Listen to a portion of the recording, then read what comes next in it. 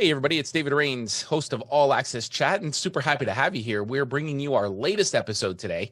You're not going to want to miss this one. This is an All Access Chat behind the scenes in a way you've never seen before. And if you like what you see here, make sure you hit your subscribe button, turn on your bell notifications, because we got lots more content coming your way, and you don't want to miss out on a single episode.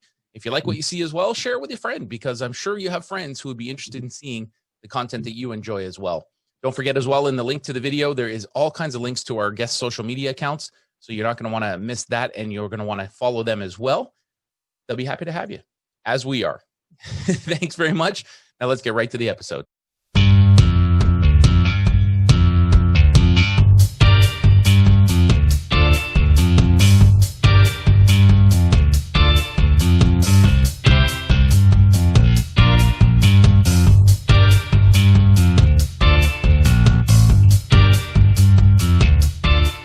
We are pleased to be joined by one of Canada's preeminent talents and somebody that I've been a fan of for many, many years. And I absolutely adore your music. And of course, I'm talking about Miss Melanie Durrant. Welcome, Melanie.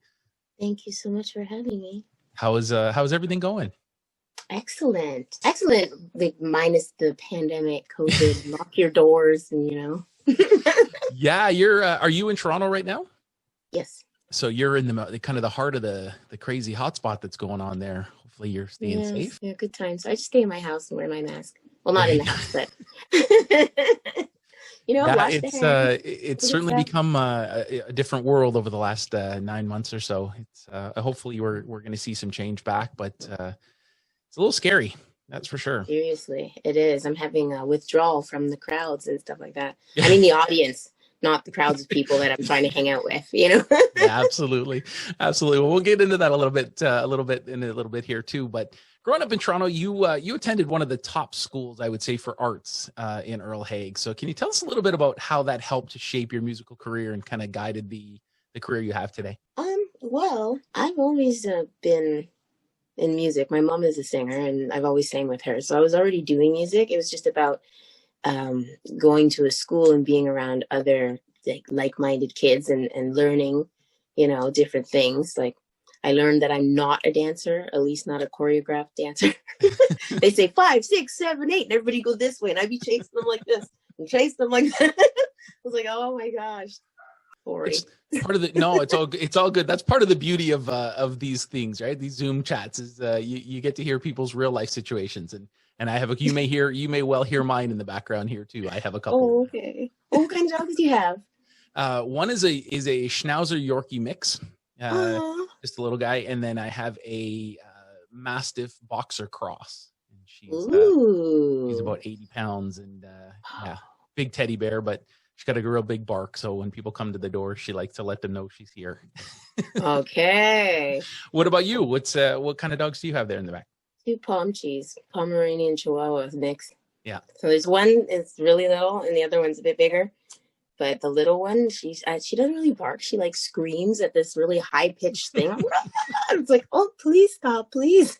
Yeah, that's the little one that I have too. He's got that kind of real sharp bark. So growing up, who were some of your musical influences? My mom always used to play me music, and she played me a lot of Aretha Franklin and old school Motown and Anita Baker, Tina Turner, Diana Ross and the Supremes, Stevie Wonder, Smokey Robinson. And then, like Aerosmith and Bonnie Raitt. So there's like rock and roll and soul and just an array of good music. Right. So Canadian music scene in a lot of ways is a pretty tight-knit community. And over the years, you've collaborated with some of the greatest artists, I think, in the music industry. Of course, the likes of Cardinal Official and Chaclair from Toronto. Can you share a little bit about some of those collaborations and how do they come together? Toronto artists, especially Toronto-based artists, these collaborations seem to happen quite frequently. So how does that happen? That's so long ago. How did it happen?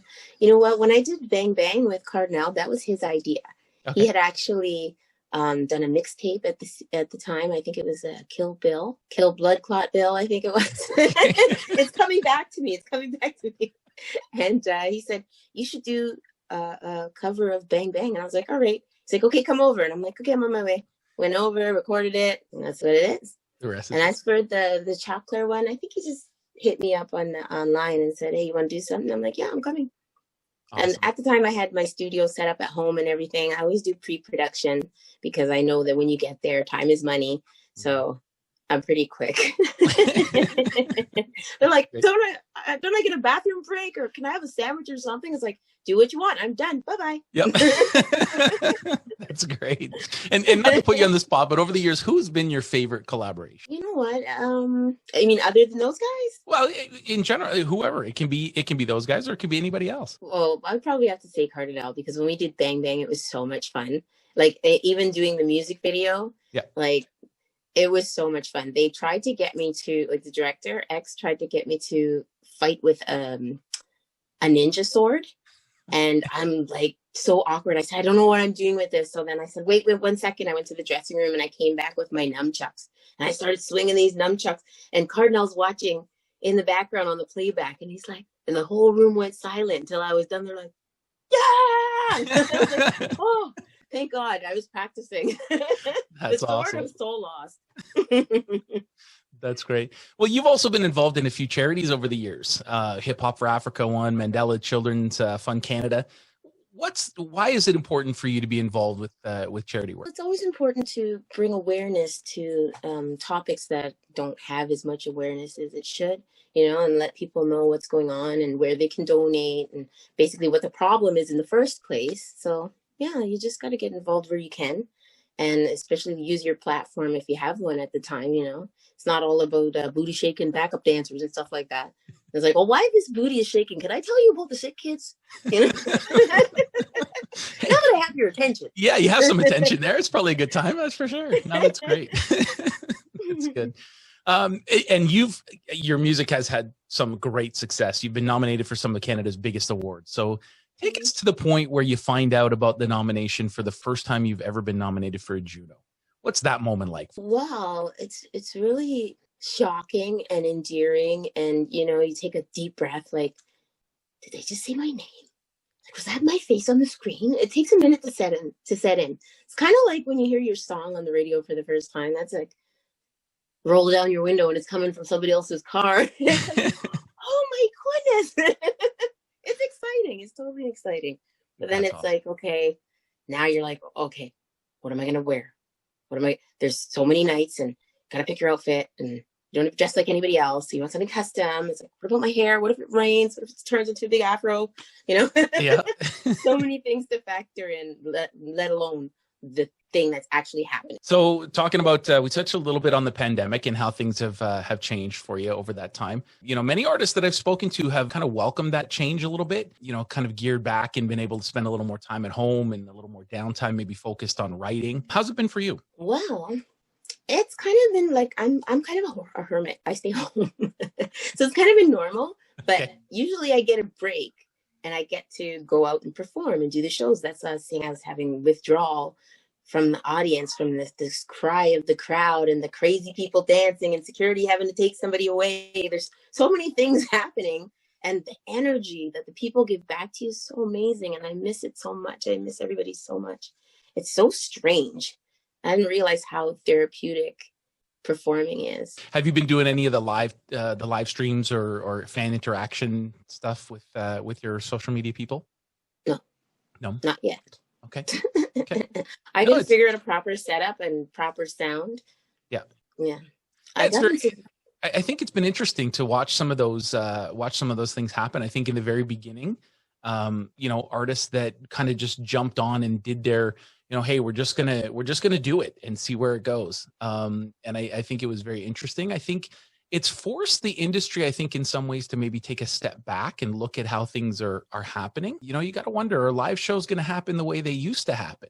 Or is streaming sort of taken a part now and is going to remain as part of what the new situation looks like going forward? I certainly hope not. Interesting. I certainly hope not.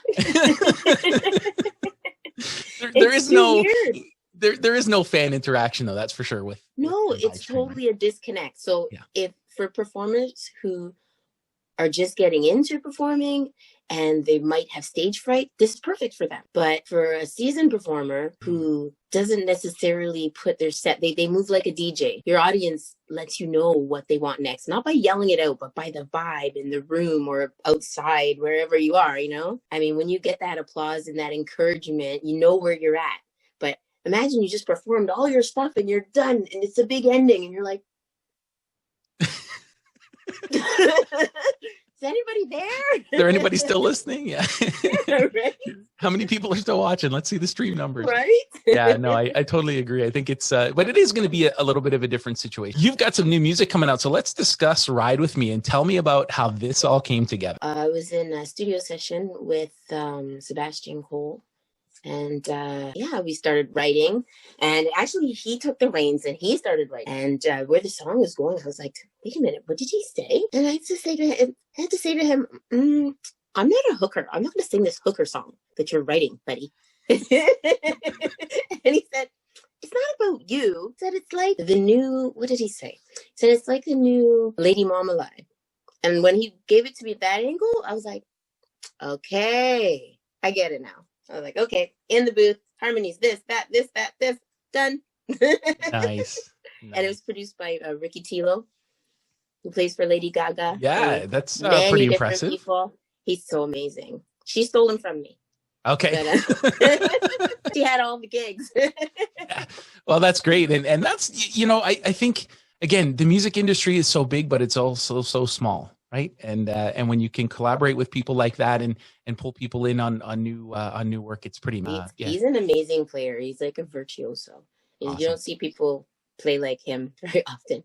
So what's next for you? What's beyond the Ride With Me? What do you got going on? And what does the world look like for Melanie Durrant coming up? Well, in the new year, I have a new album coming out. So yes, I have been writing. Okay. I used my time wisely. But I was pretty much almost finished when this whole thing started. It was just like little tweaks and this and that. And everything shut down. And it's like, oh, come on. I actually need to buy stuff. So I started ordering online, you know, in anticipation of music videos and, you know, just props and stuff. And this gimbal thing I have here that is not turned on. It's my cameraman, right? But for some reason, every time I try to use it, it's turning away from me. I'm like, I'm not in the shot. Stop that. So I turned it off, and right now it's just holding like a tripod. But yeah, I've got lots of new music coming that I'm actually really, really proud of. I don't feel like any of it's slapped together. I love every single song. I cut a couple of them because I was like, they just didn't fit in. They weren't up to par. I was like, sorry guys, but you can't sit with us. So how do you make that decision? I mean, here you know, kind of songs are almost kind of like your children at some point, right? So how do you know, cut the stepchildren? Oh, poor little stepchildren, I love you. But it's all, for me, music makes you feel something. And if I feel like, what was that? Like, you gotta go. Okay. I mean, it could be almost there kind of thing, but almost only counts in horseshoes and hand grenades. So if it's not quite making the cut and I don't feel like, oh, this is the best thing I ever heard, or it makes me feel so good or angry or whatever it is, that's when I know that, hey, you did it. That's good. That works. Gotcha. And then these songs sit so well together, like the flow of it. It's like, okay. And then there was the little sore thumb on the end going, I was like, no, you can't sit with us. That's awesome. And I'm sorry, my true colors are showing. I'm just such a big nerd, and I'm no, it's great. This is great. This is why we love doing these things, because it gives us a little insight into the real, you know, the real Melanie, right? Have you ever had a moment where you've heard one of the songs that you've written and done that you just go, yeah, that's the one. Like this one's gonna be. Yes, and those songs are on the new album, and I'm totally in love with Ride With Me. Totally love it. Okay. The vibe. Like I said, I'm a fan of ZZ Top and Aerosmith, and you know, how did I just forget her name? Wow, Lady Marmalade, the one who's what's her name? Patti LaBelle. Yep. Wow. Yep. Wow. I can't believe that left my. What's her name? Wait a minute. I'm seeing the suit. I'm seeing the video. You know, Patty. If you're watching, Patty, that wasn't a personal thing. Don't worry. So no. Auntie Patty, please make me some mac and cheese. But yeah, that's like awesome. Good music doesn't have a genre. Good music is just good because it feels right. I would absolutely agree. Well, listen, I really appreciate you taking some time to chat with us this afternoon. And when the new music comes out, you know, best of luck with that. And I'm sure we will chat again as we get to hear more, and we'll talk more about dogs and whatever else is going on at the time. How's that sound? Sounds great. Awesome. Well, thank you, Melanie. Have a great Christmas, and we'll talk to you soon.